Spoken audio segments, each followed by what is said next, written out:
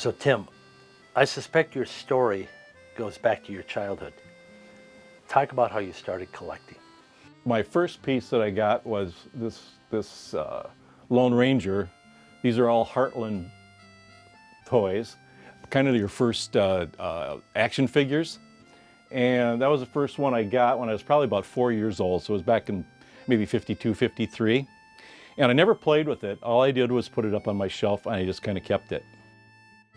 And since I'm a nut about stuff, that led to more Lone Rangers, more Tontos, Cochise, Gunsmoke, Wagon Train, Daniel Boone, Davy Crockett, all these different ones. And so I just started collecting those, and that's that.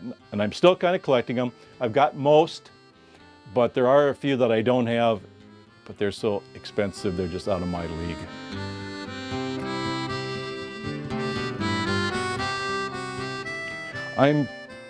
Unfortunately, I'm not really a collector. I'm more of it's worse, I'm a completer.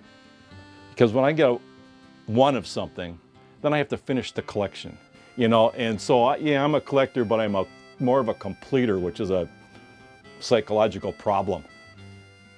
William Boyd, Hopalong Cassidy, was a huge, huge promoter back in the early 50s, maybe even the late 40s.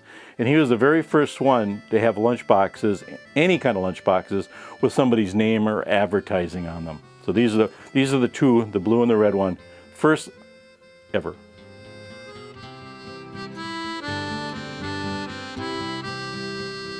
This is not extremely rare, but it's fairly rare lunchbox. It's my most expensive one, and it's a Lone Ranger. I don't have the thermos for it, but isn't it cool? About 1954, 53. Again, talking about a couple of my favorite things. I love this big poster of Roy Rogers and everybody. And not only for the fact that he signed it here, but what's really cool is that Trigger signed it. Now, how often you have a horse sign? That's pretty impressive. My grandkids stay here. This is where they usually sleep when they're here.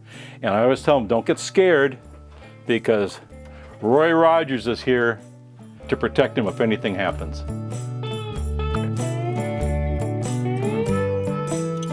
This came from one of Anita's good friends, sister, back about 1951 or 52, won a coloring contest at Hornbacher's, and this was her gift that she won for winning the coloring contest at Hornbacher grocery store in Redwood Falls.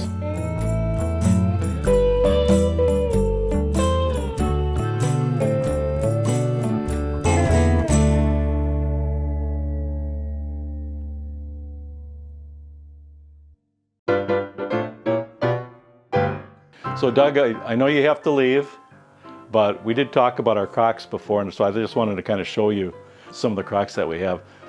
These are, of course, they're all Red Wing. These are the birch leaf and elephant ears.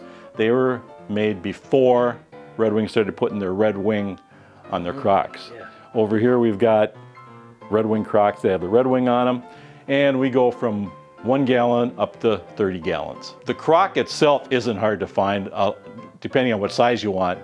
The tops, the covers, are worth more than the Crocs. So this cover is worth more than the whole Croc is. Wow. Because they all got broken. Yeah.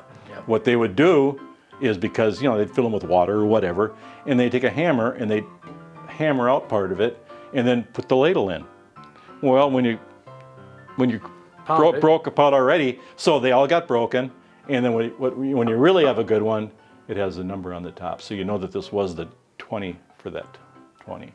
So anyway, you know, if you're in Minnesota, you gotta have at least one Croc.